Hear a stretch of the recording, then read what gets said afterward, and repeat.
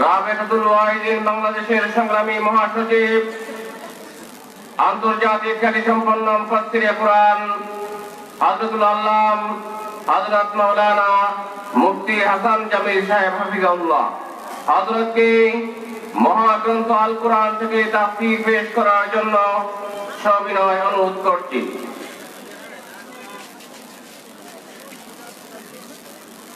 السلام عليكم ورحمة الله وبركاته.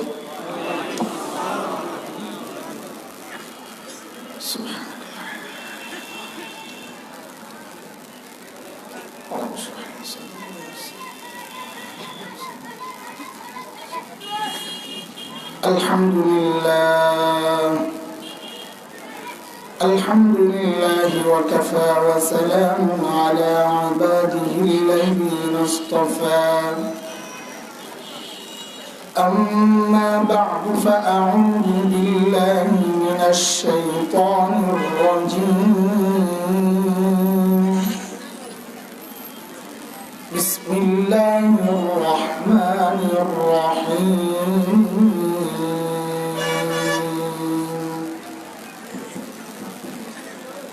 وقال الذين كفروا لا تسمعوا لهذا القرآن والغوا فيه لعلكم تغلبون.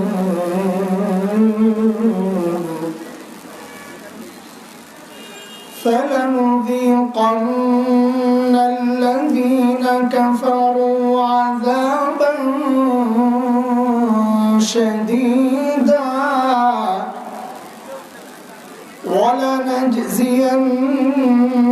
ولنجزينهم أسوأ الذي كانوا يعملون.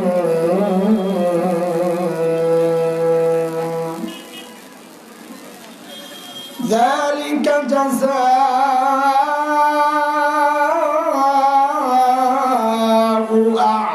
أعداء الله النار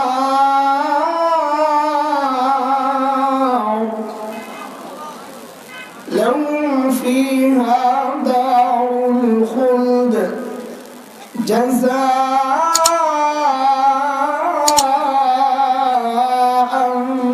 بما كانوا بآياتنا يجحدون.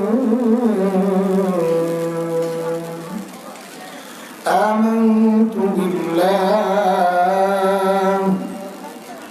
صدق الله العلي العظيم.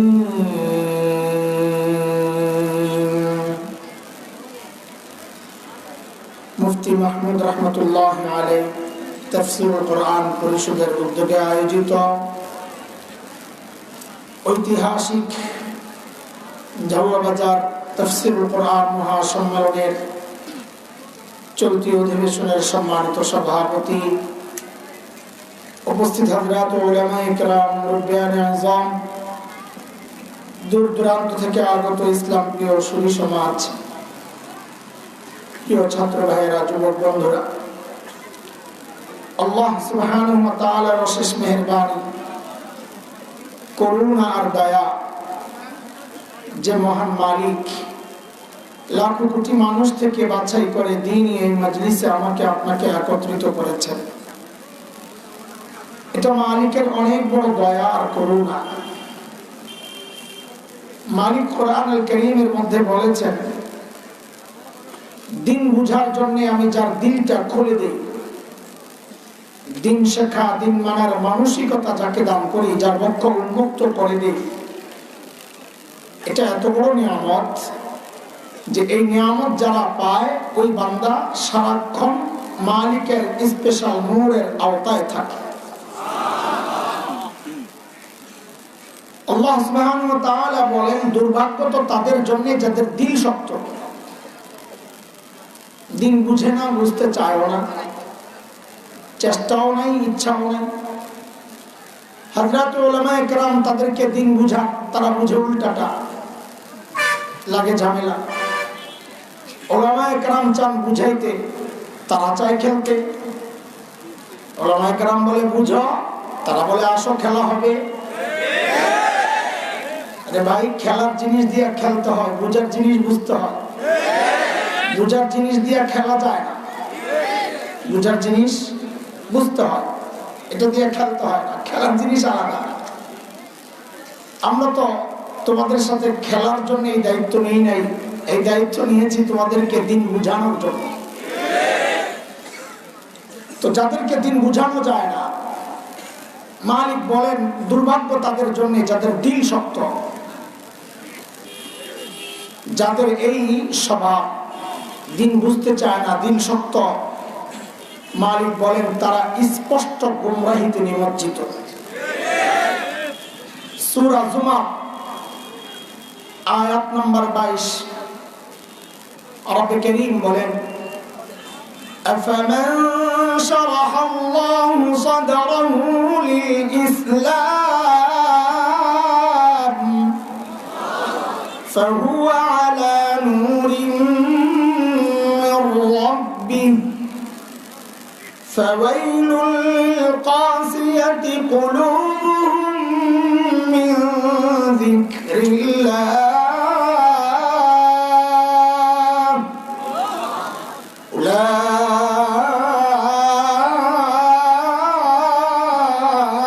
أولئك في ضلال مبين। এই আয়াতের মধ্যে রব্বুল কারীম এই কথাগুলো বলেছেন। মুহতারাম হাজরিন, যে মহান মালিক এই নিয়ামতে আমাদেরকে ধন্য করলেন, ওই মালিকের শুকরিয়া আদায় করি, জবান খুলে প্রাণ খুলে কালিমাতুশ শুকর উচ্চারণ করি, আলহামদুলিল্লাহ।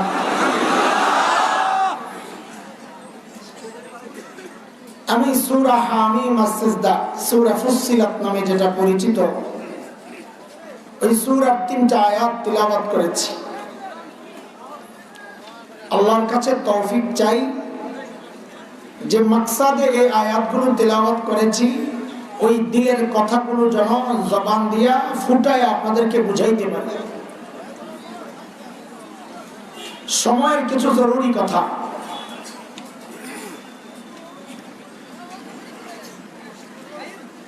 তিনটা আয়াতের প্রথম আয়াতটা কাফেরদের বক্তব্য। আল্লাহ কাফেরদের বক্তব্যটা প্রথমে উল্লেখ করেছেন, তারপর তাদের বক্তব্যের জবাব দিয়েছেন আল্লাহ পরবর্তী 2টা আয়াতে, 26, 27, 28 নম্বর আয়াত। এই 3টা আয়াত পড়েছে। প্রথম আয়াত, وقال الذين كفروا لا تسمعوا لهذا القرآن والغوا فيه لعلكم تغلبون।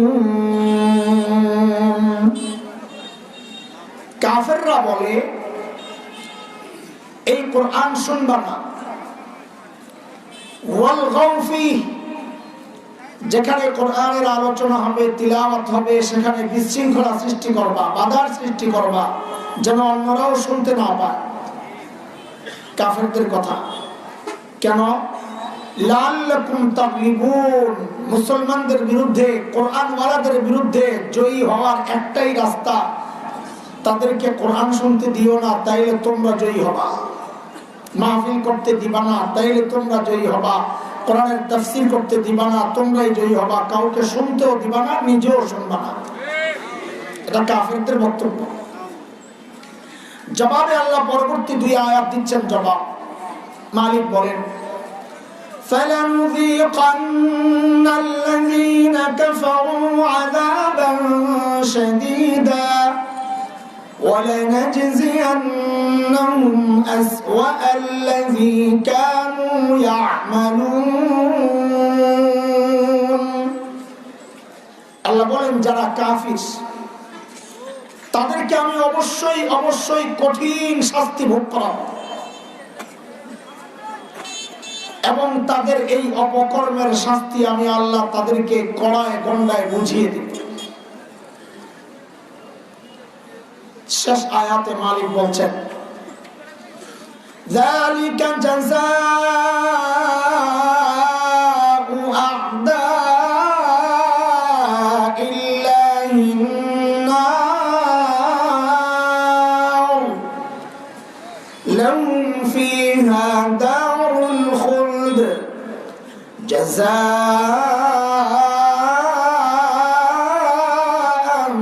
بما كانوا بآياتنا يجحدون। এই যে তাদেরকে কঠিন শাস্তি দেওয়া, আল্লাহর দুশমনদের শাস্তি, এটা বিনিময় অর্থাৎ জাহান্নাম। এই জাহান্নামে তারা চিরকাল থাকবে, কারণ তারা আল্লাহর আয়াতকে অস্বীকার করেছে। এই হচ্ছে আয়াত তিনটার মোটামুটি তর্জমা। বিখ্যাত মুফাসসির ইমাম কুরতুবী রাহমাতুল্লাহি আলাইহি তাফসীরে কুরতুবীর মধ্যে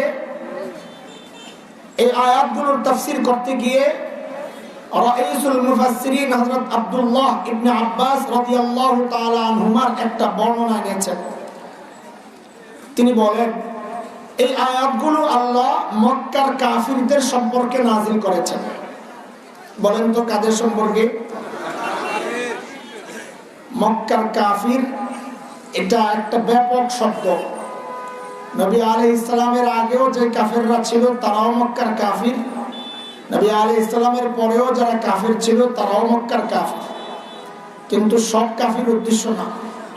এজন্য উদ্দেশ্য নির্দিষ্ট করার জন্য আমি মক্কার কাফির বলতে আমি বলবো, আপনারাও বুঝবেন, সেটা হচ্ছে আবু জাহেলদের সম্পর্কে নাযিল করেছেন। বলেন তো কারা? আমি আর এখন মক্কার কাফির বলবো না।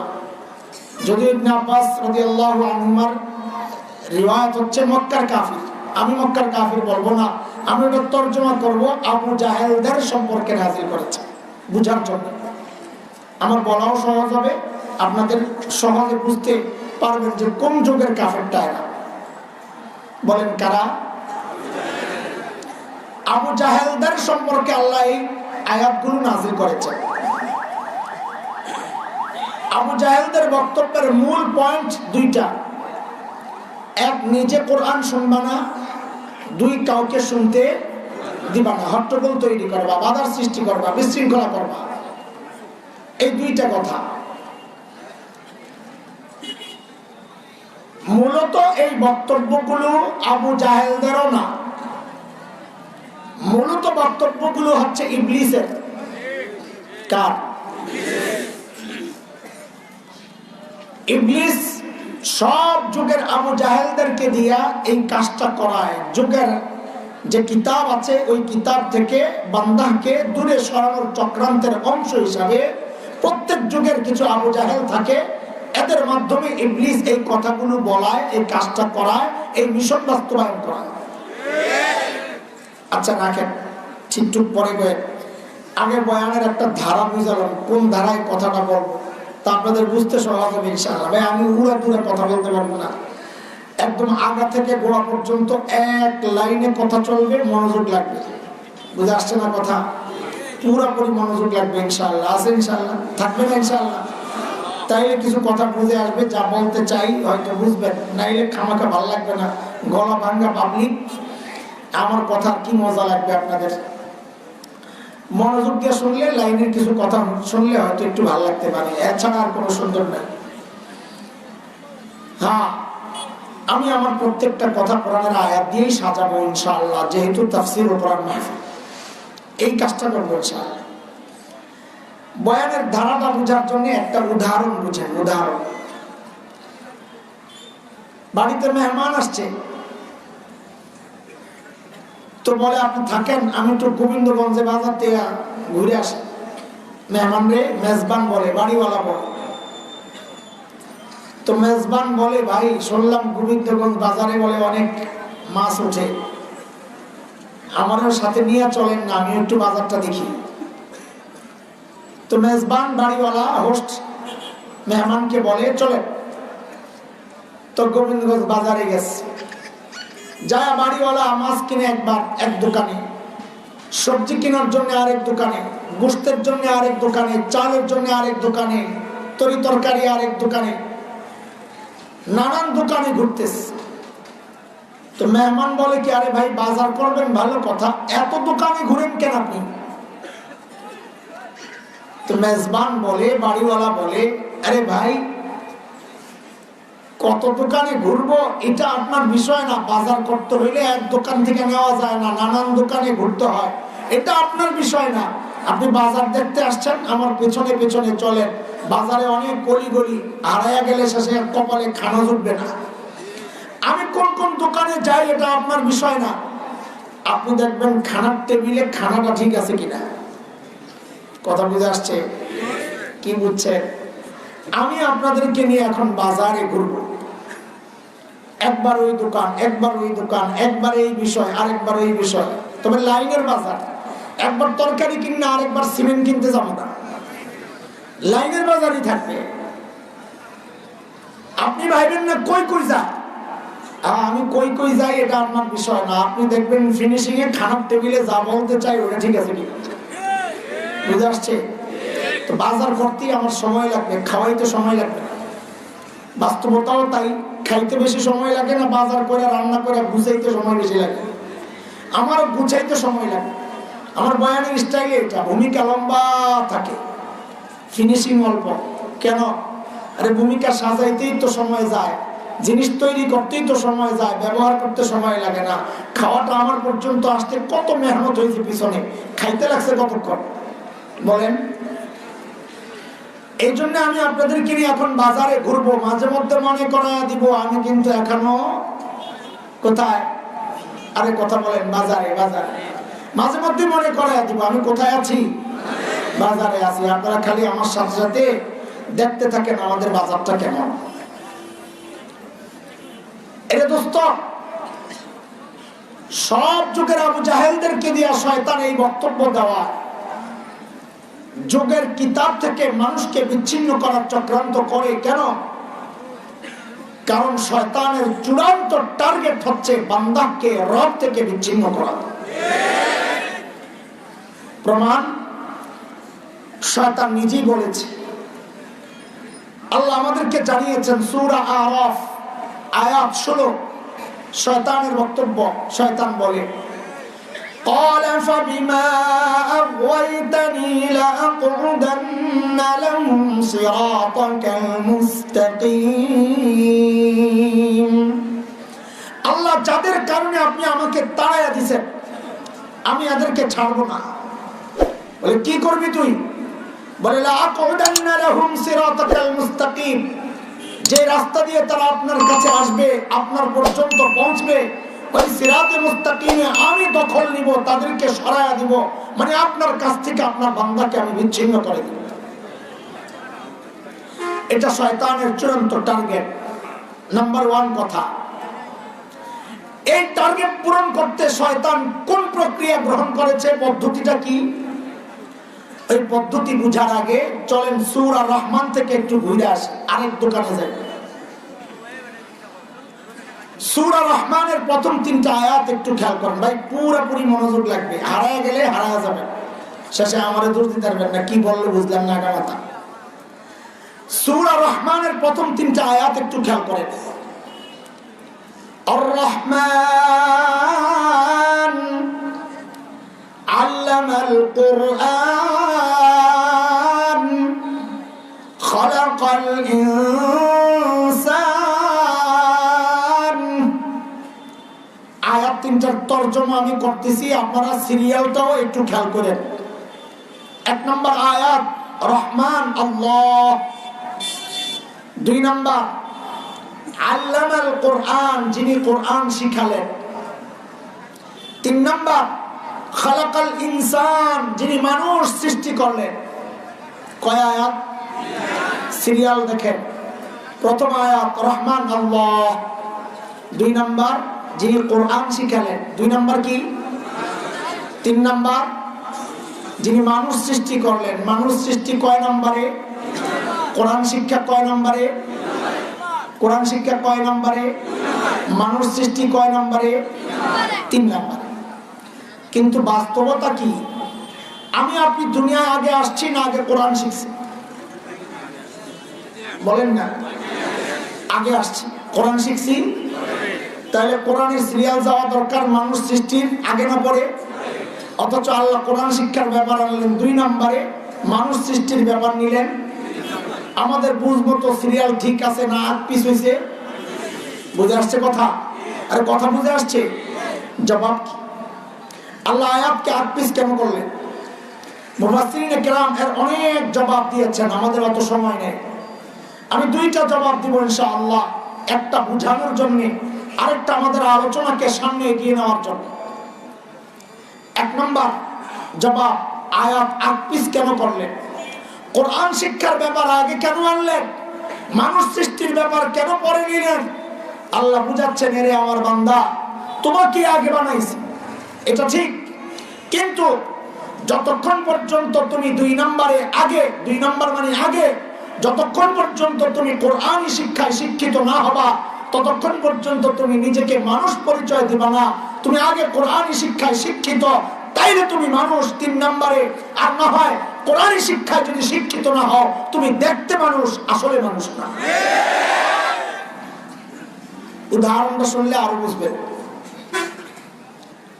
একটা কুলাঙ্গার ছিল বাংলাদেশে, তাসলিমা নাসরিন, মনে আছে না? ভুলে গেছে? এই নাম কি আর ভুলা যায়? মহব্বতের পেয়ারা নাম। তাসলিমা নাসরিন তার এক বইয়ের মধ্যে লিখেছিল, এই পেট আমার, আমার পেটের মধ্যে আমি যেখান থেকে খুশি সেখান থেকে বাচ্চা নিব। আপনারা তো নাউজুবিল্লাহ পড়ছেন, আমি তো বলি ঠিকই কইছেন। এটি কেন?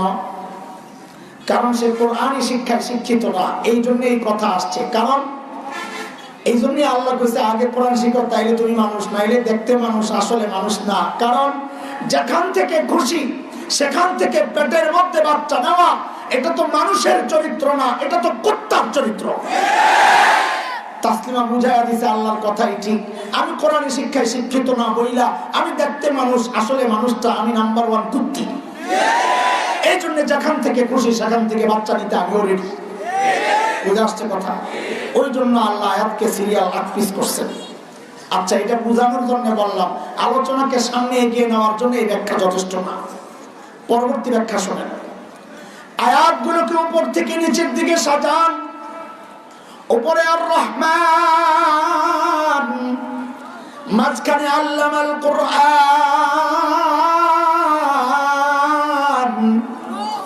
নিচে খালাকাল ইনসান। উপরে রহমান, মাঝখানে কোরআন, নিচে ইনসান। আল্লাহ বলছেন, বান্দারে আমি রহমান উপরে, তুমি মানুষ নিচে। আমি রহমানের রহমত যদি তুমি মানুষ পর্যন্ত আনতে চাও, আমি রহমানের সাথে যদি তুমি সম্পর্ক করতে চাও, দুনিয়ার কোন তন্ত্র মন্ত্র সিস্টেমে কাজ হবে না। রাস্তা একটাই, রহমান আর বান্দার মাঝখান দিয়া কোরআনকে ঢুকায়া দাও। ওই জন্য আল্লাহ মানুষ সৃষ্টি আর রহমানের মাঝখান দিয়া আল্লামাল কোরআনকে ঢুকায়া দিয়েছেন। কেন? আল্লাহর সাথে জোড়া লাগাইতে চাও, সম্পর্ক করতে চাও, রহমানের রহমত তোমার পর্যন্ত আনতে চাও, তো আগে কোরআন শিখো, রহমান আর বান্দার মাঝখানে কোরআন ঢুকাও, তাইলে তুমি রহমানের সাথে তোমার সম্পর্ক থাকবে, নাইলে বিচ্ছিন্ন হয়ে যাবা। এই খবর শয়তানের আসেনি? বলেন বলেন। যেহেতু শয়তানের আছে, এই জন্য শয়তান তার চূড়ান্ত টার্গেট বান্দাকে রব থেকে বিচ্ছিন্ন করার জন্য যে পদ্ধতি গ্রহণ করেছে, সেটা হচ্ছে বান্দাকে কোরআন থেকে দূরে সরাইয়া দাও, বান্দা রব থেকে বিচ্ছিন্ন হয়ে যাবে। এই পর্যন্ত বুঝছেননি? কি কি বাজার করছি? চলেন আরেক দোকানে যাই। সেটা হলো শয়তান বড় বাটপা না সালা? কি কি বাটপা? বাটপাররা কোনোদিন মানুষকে এক পদ্ধতিতে ধোঁকা দেয় না। কথা ঠিক? খারাপ খারাপ হুজুর কই, কই, কতক্ষণ চলবে? মানে আমি এই সাইড সুদের রস বের করবো কিনা, এর আগে সময়ের উপর নির্ভর করে, না সোজা দৌড় মারবে, কাঁচামরিচ ধন্য পাতাও কিনবো কিনা, না খালি মোটা মোটা সদাই কইলে যাবো, ওটা বোঝা আগে বোঝা লাগবে আমার। রাখেন, কাঁচামরিচ ধন্য পাতা আর এই পেঁয়াজ আর এগুলো কিনতে গেলে আরো সময় লাগবে। কয়টা পর্যন্ত চলবে? আচ্ছা, আসলে আমার জানাই দিয়ে, তাহলে আমি আবার সংক্ষেপ করব। আশপাশে ঢুকা, আশপাশের এই মশলাপাতি এগুলো কিনতে গেলে ঝামেলা হবে, দেরি লাগবে। দেরি ওনাদের হবে কিনা এটা আমার ব্যাপার আছে। শয়তান বড় বাটপার কোনোদিন মানুষকে এক পদ্ধতিতে। একটা গল্প শোনে, এক বুড়ার বাড়িতে এক চোর গেছে চুরি করার জন্য। বুড়ারা আমার রাগ হয় না যে আমগুড়ি পাইলেন আপনি, কেন জুয়ানগো বাড়িতে চুরি করতে যায় না? রে বাজান যায় না।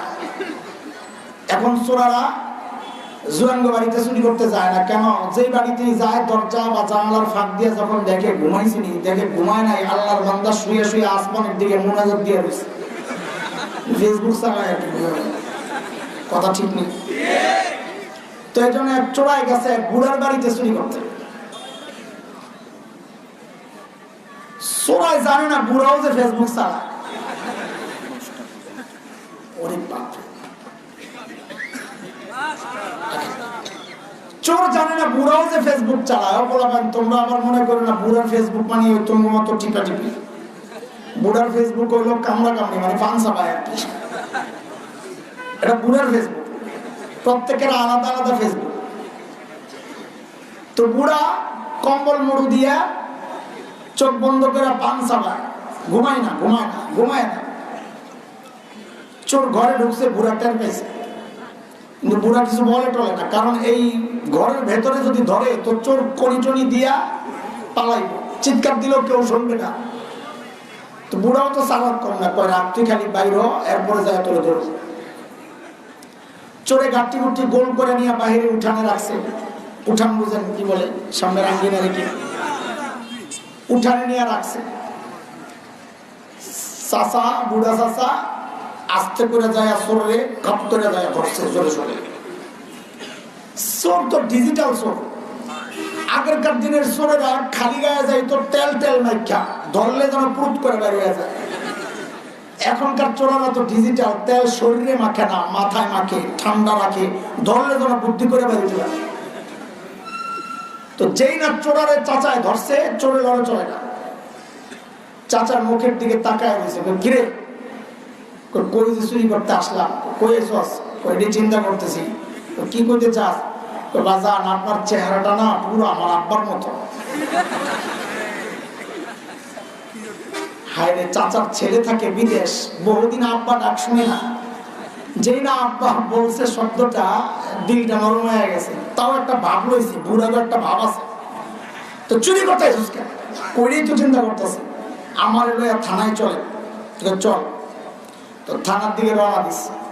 কিছু দূর যায় কাঁপে, কিরে শীতে। কিন্তু চিন্তা তো এটা না, চিন্তা হলো পুলিশ যে হাজতে ফালাইয়া রাখবে, শীতে না জানি মরেই যাবে। তাহলে তুই শীতের দিনে শীতের কাপড় ছাড়া আইসিস কেন?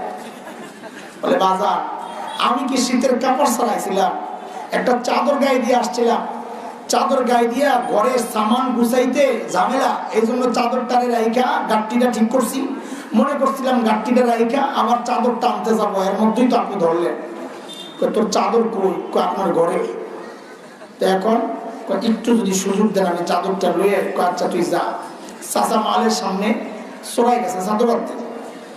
কতক্ষণ যায় চাদর নিয়ে আসে না। কিরে চাদর বাস না? আরে কথা বল, আরে লাইটটা জ্বালা। চাচাই তো চিল্লাইতেছে, সরে তো কোনো কথাবার্তা নাই। চাচা একটু পরে ঘরে গেছে, যায় লাইট জ্বালায় দেখে হাই মাহবুদ, ঘরে চাচার নতুন কম্বলটা পোলা বিদেশ থেকে পাঠাইছে। যে কম্বলটা গরম করছিল এতক্ষণ শুয়ে শুয়ে, সোরা ওই কম্বলটা লইয়া আরেক দরজা দিয়ে বের হয়ে গেছে। চাচা মনে মনে বলে, গাঁটটি তোরা এগিয়ে গেছস, তুই তো আবার আসবি। ঠিকই কয়দিন পরে চোরা আবার আসছে। চাচাও শুয়ে শুয়ে ফেসবুক চালা। ও ফেসবুক তো বুঝছো কি করে, পান চালা। টের পাইছে চোর যে ঢুকছে, বাতিজা আজকে আব্বার মতন কেন? আব্বা বললেও তোরে ছাড়বো না। চোর তো গাঁটটি গুটি গোল করে নিয়ে উঠানে রাখছে, এর মধ্যে চাচায় যা খাপ করে আগের মতো ধরছে, আরো শক্ত করে। আগের বারের মতো চোর আর এইবার যে চুপচাপ দাঁড়ায় দিছে এমন না, বরং চাচার হাত ধরে টানে। কিনে টানস কেন? থানায় চলেন। আর চুরি করলি তুই? আমি থানায় যাবো কেন? না না, আমারই দেওয়ার জন্য চলে। মানে কি? মানে হলো আগের বার দয়া করে ছেড়ে দিয়েছেন, আমি নেমো খারাপ ভিতরে যাইয়া বিদেশি কম্বলটা দেখা লোভ সামলাইতে পারি নাই, কম্বল নিয়ে পালাইছি, আমার মতো অপদার্থরে থানায় নিয়ে চলে। পুরা ঝাড়ি একটু চাচা একবার চল থানায় চল, একটু হাতে কিছুক্ষণ যাই, ও আল্লাহ কিরে কি সমস্যা? পায়ের মধ্যে কাঁটা ঢুকছে। তো পায়ের মধ্যে কাঁটা ঢুকছে, তুই জুতা পরে আলি না কেন? জুতা তো পরে আইছি। কই জুতা? আপনার ঘরে জুতা পায়ে দিয়ে কাম করলে চটচট আওয়াজ হয়, আপনি টের পাইবেন, ওই ডরে জুতা গুলো খুলে লইছিলাম। কই এখন? জুতা আপনার ঘরের ভিতরে। আরে বাপ্পা তুই জুতা আনতে যাই আবার পালাবি তাই না? লা হাওলা ওয়ালা কুওয়াতা ইল্লা বিল্লাহ। আমি এখান থেকে লড়বই না, আমি এখান থেকে যাবো না। তাইলে যদি আপনার দয়া হয় জুতাটা আপনি নিয়ে আসেন, আমি দাঁড়াইলাম, আমি এখান থেকে লড়ুন না, আমি আপনার ঘরে গেলে আমার লোভ লাগে, আমি যাবো না। চাচাই কয় তাহলে তুই দাঁড়া। চাচাই ঘরে গেছে জুতা আনতে, আইসা দেখে হাই মা সোরাও নাই গাঠিও নাই। অথচ তুমি করে হাসানোর জন্য গল্প শোনাইতেছি না, বোঝানোর জন্য। দেখো একটা সিসকে চোর বাড়িওয়ালাকে ধোকা দেওয়ার ক্ষেত্রে এক পদ্ধতি গ্রহণ করে নাকি, একবার নিজে গেছে, একবার চাচারে পাঠাইছে। তার মানে কি সব বাটপারের গডফাদার ইবলিস আমাকে আর আপনাকে ধোকা দেওয়ার ক্ষেত্রে একই পদ্ধতি গ্রহণ করবে না। ইবলিস তো বাটপার, সে ধোকা দেওয়ার ক্ষেত্রে এক পদ্ধতি গ্রহণ করবে। ইবলিস নিজেও বলেছে আল্লাহকে, আল্লাহ আমাদেরকে জানায়া দিয়েছেন সূরা আরাফ আয়াত 17। ইবলিসের বক্তব্য, ইবলিস বলে ثم لآتينهم من بين أيديهم ومن خلفهم وعن أيمانهم وعن شمائلهم ولا تجد أكثرهم شاكرين।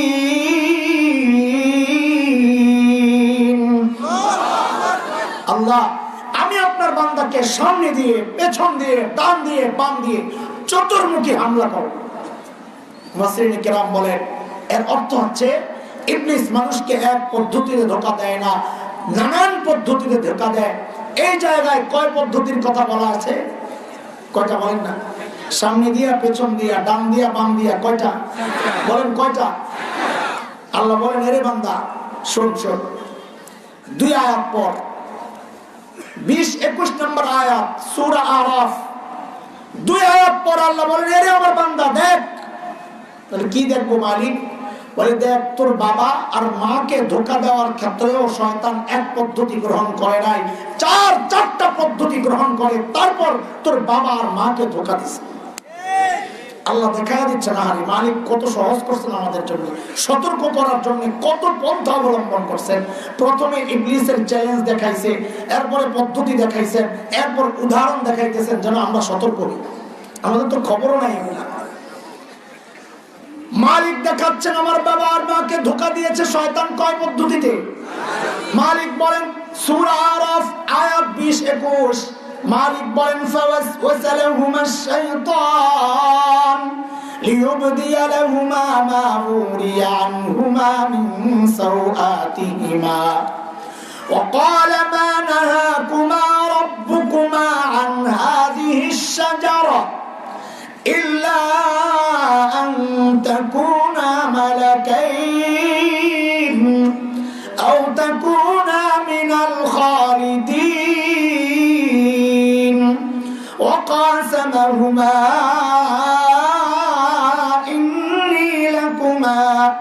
إني لكما لمن الناصحين।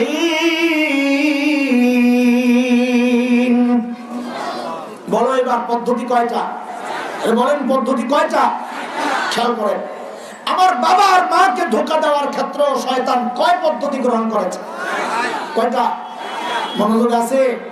হ্যাঁ, মনোযোগ না থাকলে ভাই হারায় যাবা। অত্যন্ত সূক্ষ্ম সূক্ষ্ম কথা, হ্যাঁ কোরআনেরই কথা। 1 নম্বর পদ্ধতি শয়তানের মা নাহাকুমা রাব্বুকুমা আন হাযিহিশ শাজারা।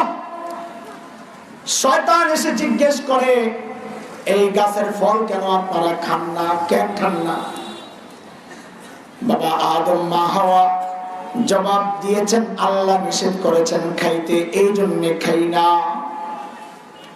শয়তান বলে কি হায় রে, আল্লাহর কথা আপনারা বুঝেন নাই। আল্লাহর কথা কে বলতেছে? এটা বারবার আমার সাথে উচ্চারণ করতে হবে, কারণ আমি আমার একটা টার্গেটে খোঁচা মারবো। এই খোঁচার জন্য এটা বারবার উচ্চারণ করতে হবে।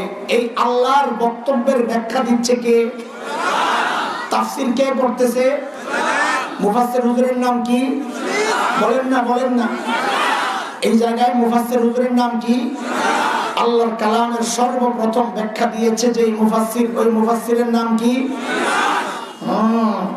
বোঝা গেল নামের শুরুতে খালি মুফাসসির দেখলেই লাভ দিয়েন না। আমরা তো এখন স্বভাব হইলো পেট বড় না দেখলে মনে করি এটা বড় বিশ্বাস না, টুপি বড় না দেখলে মনে করি এটা বড় মুফাসসির না। যত বুমবাম করে পাবলিক মনে করে এটা বড় বড় দামি হুজুর। সুবহানাল্লাহ, লা হাওলা ওয়ালা কুওয়াতা। আল্লাহর বক্তব্যের ব্যাখ্যা দিচ্ছে কে? শরীয়তের ব্যাখ্যা দিচ্ছে কে? জোরে বলেন, সবাই বলেন, সবাই বলেন। উদ্দেশ্যমূলক জিজ্ঞেস করতেছি, কারণ সামনে কথা আছে। আল্লাহর শরীয়তের ব্যাখ্যা দিচ্ছে কে? কার সামনে? আমি যা বলি তা বলবেন, তাই আমার উদ্দেশ্য সফল হবে। নবীর সামনে। বলেন, কার সামনে? শয়তান শরীয়তের ব্যাখ্যা দিচ্ছে কার সামনে? শরীয়তের ব্যাখ্যা দিচ্ছে কে? কার সামনে? নবীর সামনে শরীয়তের ব্যাখ্যা দাও। ও তাইলে এতদিনে বুঝে আসলো বাংলাদেশে এই গন্ডগোল কোত্থেকে আইছে। পাবলিক এখন আলেমের সামনে শরীয়তের ব্যাখ্যা দেয়। ও তখনই বুঝছি শয়তান নবীর সামনে শরীয়তের ব্যাখ্যা দিয়েছে। শয়তানের দোসররা এখন শরীয়তের ব্যাখ্যা দেয় নবীর ওয়ারিসের সামনে। আমরা কিচ্ছু বুঝি না, এরা সব বুঝি। সুবহানাল্লাহ, আমরা বলি কিচ্ছু বুঝি না। এই মনে রেখো একটা কথা, শরীয়তের ব্যাপারে যদি তুমি চিন্তা করো তুমি আলেমের চেয়ে ভালো বুঝো, খোদার কসম খায়া বলি তোমার মরণ আর পতনের সময় আসছে। কেন? বুঝেন কথা। এক কি বলবো, কোন দিকে যাবো, এক লোক হুজুর দেখতে পারে না। আছে না এরকম কিছু মানুষ? দাড়ি টুপি দেখলে চুলকানি শুরু হয়, আছে না? আছে না? ওই মৌলবি দেখতে পারে না, হুজুর দেখতে পারে না। একদিন স্বপ্নে দেখে কি বড় বড় হুজুররা নামাজের মধ্যে, এর পেছনে হ্যাঁ সামনে। হুজুররা কই? হ্যাঁ কই? ঘুমের থেকে এইটাই তো মার হাওয়া। আরে মোল্লারা আমারে চিনলি না রে, আল্লাহ আমারে কই যে উঠাইছে। সুবহানাল্লাহ। ছেলেরে পাঠাইছে সময়ের সবচেয়ে বড় আলেমের কাছে স্বপ্নের ব্যাখ্যা দেওয়ার জন্য।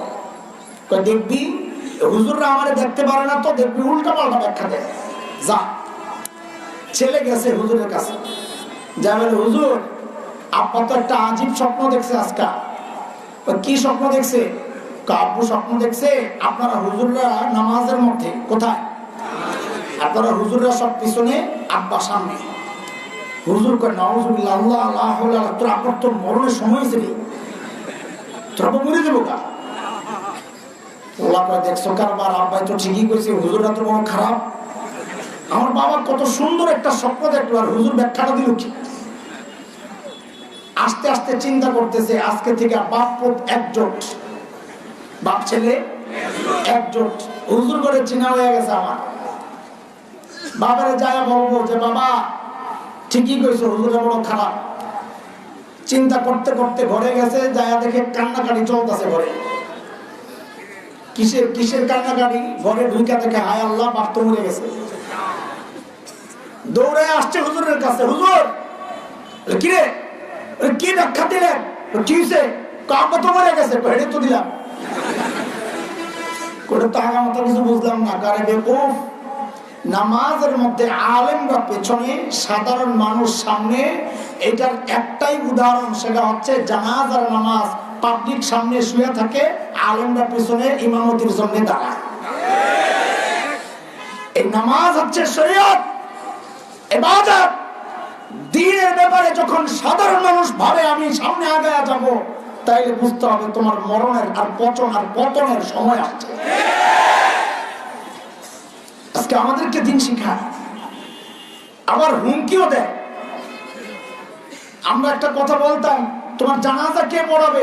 এখন আবার হুমকি দেয়, লাগবে না তোমার জানাজা। শুনেন না? আমার বাপের জানাজা আমি পড়াবো, আমি মাশাআল্লাহ, এটা তো আমরা করি। ভালো করে পড় বেটা, বাপের জানাজা তুই পড়া, মানা করছে কি? তবে একটা উদাহরণ আগে শুনলাম, তারপরে তবেটা বলতেছি। হাবিল কাবিলের কিস্সা জানেন আপনারা? আর কোরআনের কিস্সা জানবেন করতে গিয়ে আপনাকে কিস্সা তো আব্দুল কাদের জিলানিটা হলো বড় বড় কিস্সা। আব্দুল কাদের জিলানির একবার আরশের উপরে উঠাইবেন, একবার নামাইবেন, কত কিছু আপনারা করতে পারেন, সুবহানাল্লাহ। কিন্তু কোরআনের কিস্সা ভালো লাগে না, আজগুবি বানোয়াট কিচ্ছা কিচ্ছা, এটা বড় মজা। নবী আলাইহিস সালামকে আল্লাহ হুকুম করছেন, আপনি হাবিল কাবিলের কিস্সা আপনার উম্মতকে শোনান, সত্য সত্য শোনাবেন, যা আছে তাই।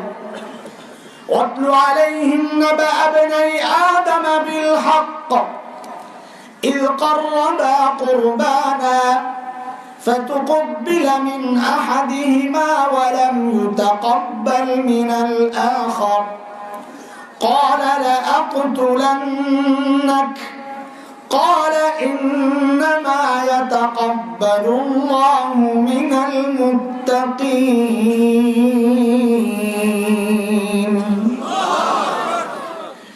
আল্লাহ বলেন আপনি আদমের দুই ছেলে হাবিল কাবিলের কিস্সা শোনা। বলে কিস্সাটা কি?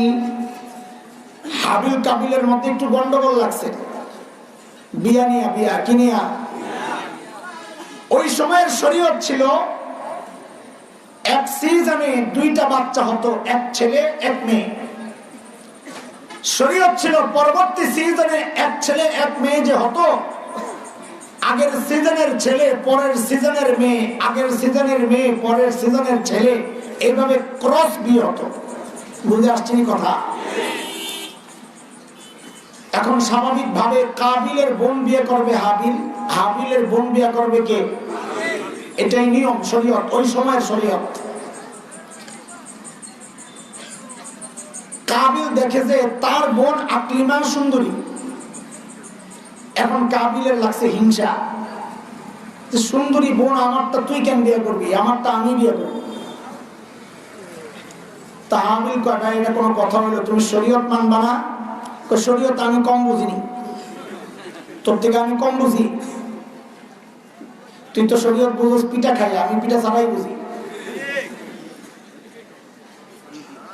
তা হাবিল কয় তার একটা কাজ করো, চলো কোরবানি দিই, যার কোরবানি কবুল হবে সেই আকলিমাকে বিয়ে করবে। তো কাবিল মাইনা লইছে, হ্যাঁ শরীয়ত মতোই কাজ হবে।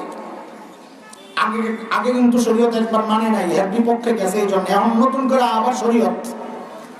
এটাই হচ্ছে ধোঁকাবাজদের সিস্টেম। শরীয়ত মানি কতক্ষণ, যতক্ষণ আমার পক্ষে থাকে, আমার বিপক্ষে গেলে তোর হাত ভেঙে ফেলবো, ঘাড় মটকায় ফেলবো।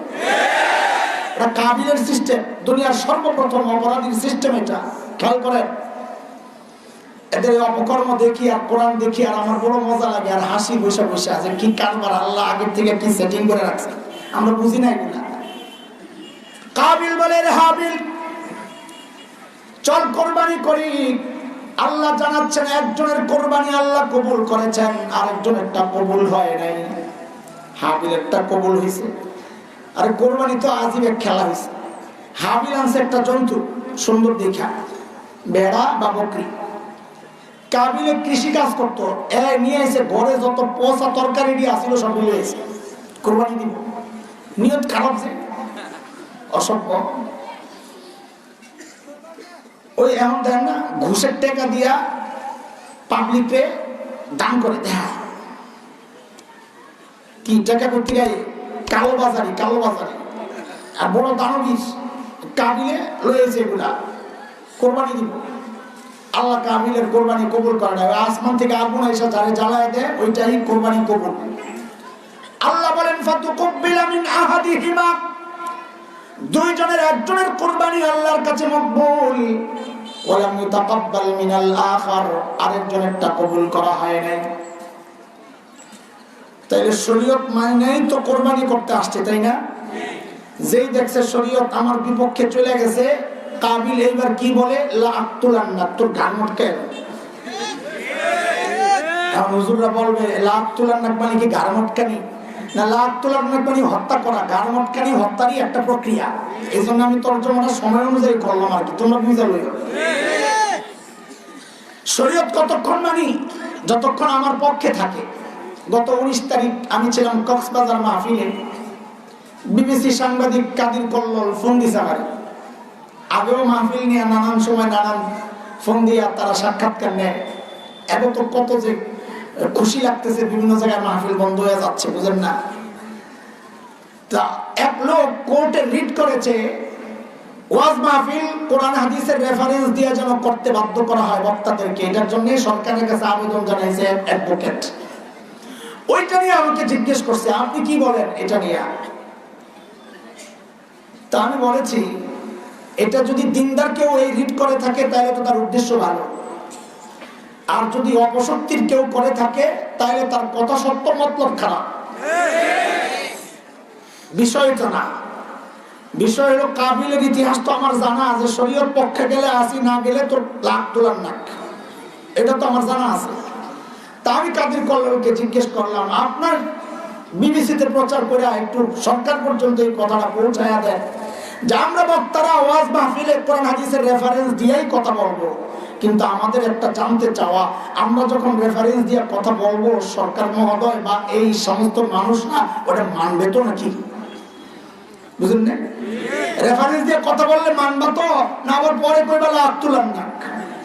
কারণ আমরা তো জানি অসভ্য যারা তারা শরীয়ত মানে কতক্ষণ, যতক্ষণ নিজের পক্ষে থাকে। বিপক্ষে গেলে কয় রাজনৈতিক আলাপ করা যাবে না।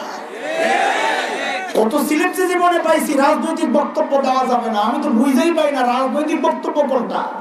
আমি রাজনীতি করি না, ক্ষমতায় যেতেও চাই না, কাউকে নামাতেও চাই না, আন্দোলনই নেই আমার। তা আমার বক্তব্য কেন রাজনৈতিক হবে? পরে বুঝছি আরে রাজনৈতিক বক্তব্য মানে হচ্ছে সুদখোর পাশে বসা, সুদের বিরুদ্ধে বয়ান করলাম, এর কলিজায় লাগছে, এখন তো কইতে পারে না সুদের বিরুদ্ধে বয়ান করা যাবে না, এটারে ঘুরায় কয় রাজনৈতিক আলাপ করা যাবে না। টোটাল ফিনিশিং বাই করছি। শরীয়ত যখন বিপক্ষে যায়, কাবিল কইছিল লাভ তোলার না, কাবিলের এখন সন্তানরা কয় রাজনৈতিক আলাপ করা যাবে না। আরেকটু আকবরা কয় হাত ভেঙে দেবো, আরেকটু আকবরা কয় ঘাড় মটকাইয়া দেবো, আরেকটু আকবরা কয় পাকিস্তান বাড়াই দেবো। আমি বলি পাকিস্তান বাড়ানোর দরকার নাকি? যদি একান্ত পাঠাতেই হয় মক্কা মদিনা পাঠায় দেবো, ঠিক আছে না কথা? শোনেন এরপরের গল্প শোনেন। কাবিল তো হাবিলকে মারছে, কাবিল হাবিলকে মারছে। মাইরা এখন বয়া বয়া চিন্তা করতেছে এই লাশ কি করবে, কারণ এর আগে তো কেউ মারা যায় না, সিস্টেম জানা নাই লাশ কি করতে হয়। কি করবো, এটা ভাজি করে খামো না সুটকি দেবো না কি করবো বুঝতেছি না। বয়া বয়া চিন্তা করতেছে, সূক্ষ্ম কথা খেয়াল করো। এর মধ্যে আল্লাহ একটা কাউয়া পাঠাইছেন। কারে? জাউয়া না, কারে পাঠাইছেন? কাক না, কাক না, কি কাক বলবো না, কি বলবা? কেন? যে খোসার জায়গা চলতেছে তো কাক বললে খোসাটা মনে হয় একটু কম কম লাগে, কাউয়া বললে খোসাটা একটু আমাদের কাছে বেশি লাগে, জায়গাটাই তো খোসা। কাউয়া আইসা মাটি কইরা তার আরেক ভাইরে দাফন করছে। কাবিল বয়ে বয়ে দৃশ্য দেখে। কোরআনের কথা, ফাবাআসাল্লাহু গুরাবা ইয়াবহাসু ফিল আরদি লিয়ুরিয়াহু কাইফা ইউয়ারি সাওআতা আখি قال يا ويلتى أعجزت أن أكون مثل هذا الغراب فأواري سوءة أخي فأصبح من النادمين. কাউয়ার দাফন কাফন দেখা হাবিল কাবিল বলে, হায় আল্লাহ, ইয়া ওয়াইলাতা আ'জাজতু আন আকুনা মিসলা হাযাল গুরাব, এই কাউয়ার মতো হইতে পারলাম না আমি। আল্লাহ কাফন দাফন শিখাইছেন কারে দিয়া? ওস্তাদজিকে। ওস্তাদজিকে। ঘটনা কি? ওই সময় নবী আদম ছিলেন কিনা? প্রত্যেক যুগের জন্য ওই যুগের নবী সর্বশ্রেষ্ঠ আলেম। বলেন, প্রত্যেক যুগের জন্য ওই যুগের নবী কি? সর্বশ্রেষ্ঠ জ্ঞানী, সর্বশ্রেষ্ঠ আলেম। আল্লাহ তাআলা যদি চাইতেন এটা কি পারতেন না? নবী আদমের কাছে ওহী পাঠাইতেন, ও নবী আদম, আপনার এক ছেলে আরেক ছেলেকে হত্যা করছে, দাফন করতে পারতেছে না, যান যান আপনি যায়া দাফনের সিস্টেমটা শিখায়া দেন। আল্লাহ চাইলে পারতেন না? আল্লাহ করেন নাই। কেন? আল্লাহ জগৎবাসীকে দেখায়া দিয়েছেন নবীকে শিক্ষক হিসাবে পাইতে কপাল লাগে। কাবিল এমন বড় অপরাধ করেছে, সে এইরকম কপাল, এইরকম দুর্ভাগা হয়ে গেছে যে শিক্ষক হিসাবে আল্লাহ তার জন্য নবীকে পাঠান নাই, আল্লাহ তার শিক্ষক কৌরে বানাইছে। কাকে কাকে কি আসলো? এই কথা কেন বললাম? এইবার শোনো কথা। এতক্ষণে গল্প শোনানোর জন্য আজ এর টাইম নাই আমার। যারা আমাদেরকে হুমকি দেয় লাগবো না তোদেরকে, আরে গাদা শোন, একজন মুরিদের জন্য সৌভাগ্য হচ্ছে একটা হক্কানি পীর সে পাইছে, মুসল্লির জন্য সৌভাগ্য হচ্ছে হক্কানি ইমাম সে পাইছে, শ্রোতাদের জন্য সৌভাগ্য হচ্ছে হক্কানি আলেমকে বক্তা হিসাবে পেয়েছে। ঠিক জানাজার সামনে ইমামকে দাঁড়াইলো, বলে এটাও একটা সৌভাগ্যের ব্যাপার। তোর জানাজা কে পড়াইলো? তোদের মতো ঘুষখোরদের জানাজা আলেম কেন পড়াবে? আলেমের জানাজার জন্য কপাল লাগে, কপাল লাগে, কপাল।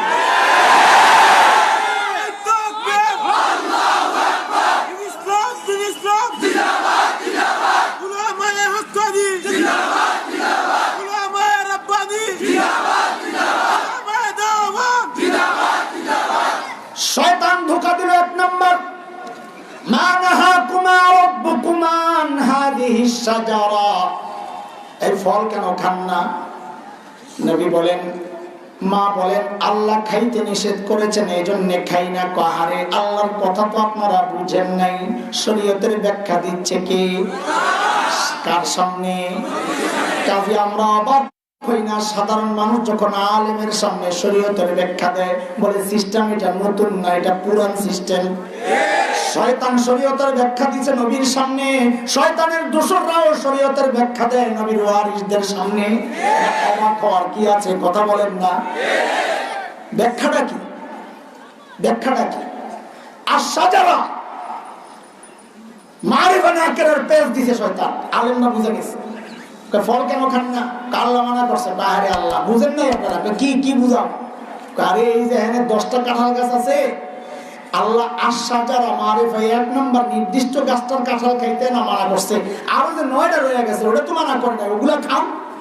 দেখছেন নি কারবার? সুবহানাল্লাহ।